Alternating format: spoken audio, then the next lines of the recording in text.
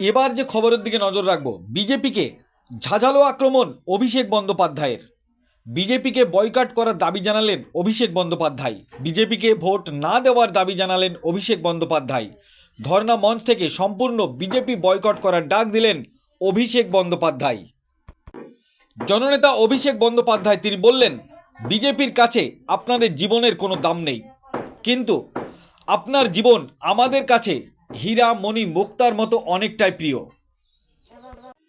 তিনি আরও বললেন, একটাও প্রাণ যেন অকালে না ঝরে, আমাদের সকলকে তা সুনিশ্চিত করতে হবে। পাশাপাশি তিনি বলেন, বিজেপি 172 জনের প্রাণকে কেড়ে নিয়েছে, তাই আমাদের সুনিশ্চিত করতে হবে বাংলার মধ্যে 172টা বুথেও যেন এদের কোনো অস্তিত্ব না থাকে। আমি নো ভোট টু বিজেপি এবার খালি বলছি না, আমি সে কারণে বলছি বয়কট বিজেপি। ঝাঁঝালো আক্রমণ অভিষেক বন্দ্যোপাধ্যায়ের। কি বলেছেন শোনাবো আপনাদের। বিজেপির কাছে আপনাদের জীবনের কোনো দাম নেই, কিন্তু আপনাদের জীবন, আপনাদের প্রাণের আমাদের কাছে মূল্য মণিমুক্তের মতো।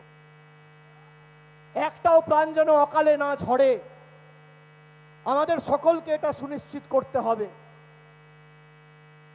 বিজেপি 172 জনের প্রাণ নিয়েছে,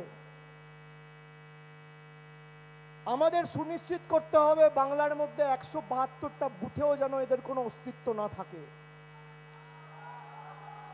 আমি নো ভোট টু বিজেপি এবার খালি বলছি না, আমি সে কারণে বলছি বয়কট বিজেপি।